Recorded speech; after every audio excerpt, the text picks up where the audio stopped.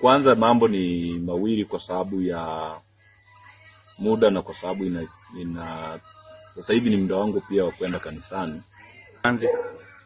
Nataka kusema kwa nafasi yangu kama mwenyekiti wa Chadema mkoa wa Mara, na mambo hayo yote ni kwa ajili ya mustakabali wa mkoa wetu na pia kushauriana na watu ambao pia wanatoka kwenye line na wanapotoka.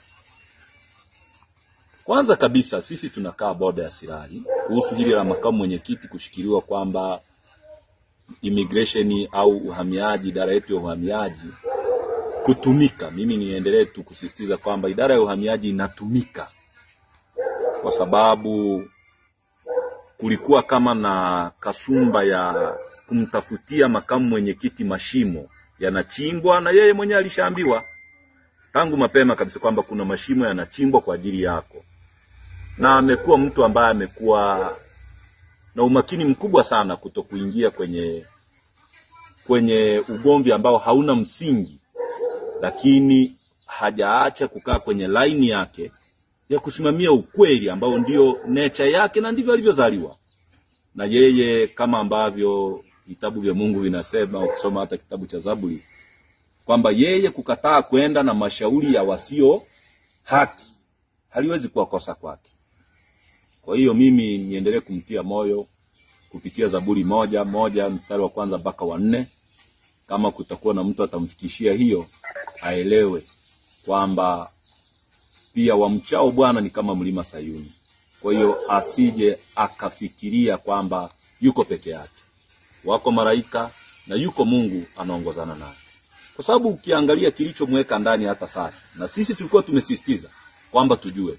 Tunashukuru Mungu kwamba tumejua aliko.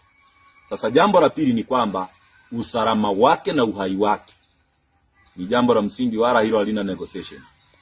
Kwetu sisi kuhusu usalama wa makamu mwenyekiti wa chama halina negotiation.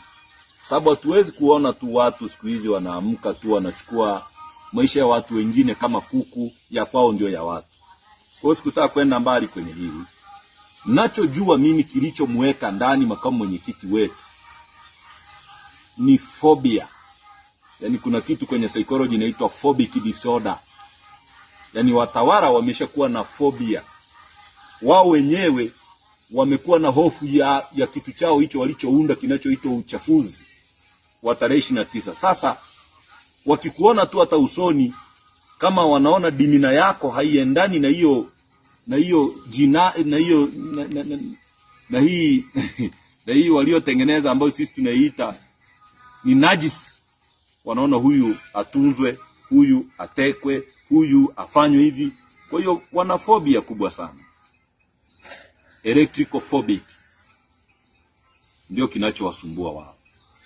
Lakini imani ni kwamba sisi hii vita tunaye Kristo Mungu, na tunaamini hii vita atashinda yeye. Hilo la kwanza. La pili, kuhusu hili la ndugu yangu Wenje ambao umeniuliza sasa, sikutaka kumzungumza na wala sihitaji kumzungumza kwa sababu ya ukweli kwamba mimi binafsi na yeye au familia yangu na yake tulishavuka level ya vyama. Mama yake ni mama yangu. Tunazungumza rutini yetu ya maisha yetu na maisha yake ni maisha ya familia. Sasa labda tu ni mshauri, kwa sababu sizuiriwi kumshauri kaka yangu, mdogo wangu, dadangu au mtu yeyote yule. Hata katika maandiko matakatifu kusoma kitabu cha Mithali ni kwamba hata fimbo umrudi hata mtoto mtukutu. Wenje anaingia kwenye msitu wa niite labda msitu wa kipumbavu ambao ili aje kutoka kwenye ule msitu atakuwa amegharimu sana watu wengi. Atakuwa amegharimu mpaka watoto wake jina, kutanishi jina lake kwa kiwango ambacho hata siwezi kukielezea. Nikirejea hili jambo ambalo amelisema jana nafikiri mimi sifuatilii sana hayo mambo. Hili alilolisema kuhusu familia ya Lissu, kwanza lile ni tusi kibinadamu na ni kukosa utu, lakini pia ni kujivika unyama katikati ya watu ambao umeenda ukawakuta ni wanyama. Nani ajuae, labda Wenje angeenda kwa hao watu kwenye hilo kundi ambalo limemchukua. Nani ajuae, labda angeenda kwenye hilo kundi, then akataka kuwarithisha matendo mema, akataka kuwashauri yaliyo mema, pengine akawashauri kutokuumiza watu. Hapo angeenda kufanya kazi takatifu, kazi ya Roho Mtakatifu. Lakini Wenje ameenda pale, anataka kujiharakia uchafu kuliko wachafu wenyewe. Yaani yeye ameingia kwenye kundi la watu, pengine anawaambia mbona muwapigi vizuri? Hao mnawapiga risasi, hao mlipaswa muwapige guruneti. Anamkosea Mungu sehemu kubwa sana. Wenje ndugu yangu, kama ambavyo Munishi alimuita Marebo, ninakuita Wenje. Ninakuita Wenje ndugu yangu, Wenje, ndugu yangu Wenje. Kama Munishi alivyomuita Marebo ndugu yake. Acha kutumika kuumiza watu. Acha kutumika kuchafua image ya wanamkoma. Acha kutumika kuchafua image ya wanamichire. Acha kutumika kuchafua image ya watu ambao ni watu maalum katika harakati za mageuzi East Africa, Wajaruo, ambao ni kabila linaloheshimika lenyewe tulishajiheshimisha kama kabila. Acha kutumika kuwachafua. Kama umeamua kukaa upande huo, ni haki yako ya msingi. Lakini kaa huko kama ulitumwa na Mungu. Kama ulivyosema juzi, mara umtaje Hezekia, nilikuwa nakusikia, mara unamtaja nani, pengine ulikuwa unaruka tofauti na maandiko matakatifu yanavyotaka. Usiokote vifungu unavyoona vinakufurahisha wewe. Unapokula na mfarume, usiwe na papara hiyo ulionayo Wenje. Kwa mfano, una sababu gani kumaccuse mke wa Tundu Lissu? Mfano tu nikuulize kama ndugu yangu, mfano rahisi tu. Una sababu gani Wenje kumaccuse mke wa Tundu Lissu? Unafahamu mapito aliyopita mke wa Tundu Lissu? Mpaka sasa tangu mwaka 2017. Ambaye yule ni dada yetu. Licha tu ya kumheshimu kama mke wa Tundu Lissu, ulipaswa umheshimu kama Msuvati, mtu wa nyumbani. Kama ambavyo mtu mwingine anaweza kumheshimu huyo ambaye uko naye kumfurahisha hapo, kwa sababu ni dada yake, ulipaswa umheshimu mke wa Tundu Lissu. Kitendo cha kumchukua mke wa Tundu Lissu, kumuingiza kwenye ugomvi wako, kutaka kumzungumza ili onekane unajua kuzungumza, mimi nakushauri achana na hiyo tabia. Kwa sababu mbili, Tundu Lissu hawezi kujitetea kwa sababu yuko kwenye kuta 4 kama alivyokuwa Mtume Paulo kwenye kuta hizo ndefu na minyororo mikubwa. Hana uwezo wa kujitetea, Mungu maskini wa Mungu kwa sasa. Lakini mke wake unataka kujibu. Alafu la tatu, ni nini kinakusukuma kuingilia maisha binafsi ya mtu?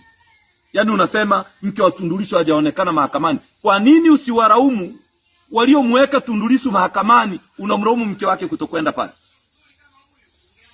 Ulipaswa waulize waliomweka kwamba mliyemweka Tundu Lissu mmemweka kwa kosa gani? Unayemtukana mke wa Tundu Lissu kibinadamu, umtendei haki. Unamkosea Mungu, unamkosea yule mama, unawakosea watoto wake. Kwa sababu wale watu wametengenezewa kitu kinaitwa forceful mobility. Yaani wametawanywa pasipo kupenda. Kama ambavyo watu wengi saizi kwenye familia zao wametawanywa pasipo kupenda. Kuna watu wengi wanatafuta wazazi wao, watoto wadogo kabisa. Kuna wazazi kama ambavyo nimemuona mama juzi, maskini wa Mungu, ametoka hospitalini moja kwa moja kwenda kumtafuta mtoto wake. Kuna mama yake Polepole, maskini wa Mungu, tunamuona pale anajivuta kumtafuta mtoto wake. Mama yake Mdude, dada zake na ndugu zake. Wachungaji mbalimbali wengine wamekimbia na nchi. Hiyo inaitwa forceful mobility. Yaani watu hawakupenda, sio social mobility, forceful mobility. Wamekimbia pasina kutaka, wamekimbizwa pasina kutaka, wameforsiwa kukaa mbali na wapendo wao. usiitumie kama fimbo ya kumtukana Tundu Lissu. Na la mwisho ni kukumbushe, Tundu Lissu si sehemu ya wagombea kwenye hicho mnachoita uchaguzi. Tundu Lissu si sehemu ya wagombea kwenye hicho mnachoita uchaguzi. Pengine mtu ambaye ungemlinganisha na huyu ne mnadi, pengine ni kina Mwajuma, hao ambao wanagombea, si Mwajuma, si kuna Saru Mwali, hao ndio uulize wake zao waliko vis-a-vis mgombea wako. Familia ya Tundu Lissu unaitafuta nini? Wanalia vilio vyao wenyewe. Baba yao amepigwa risasi, wale watoto hawajai kujua.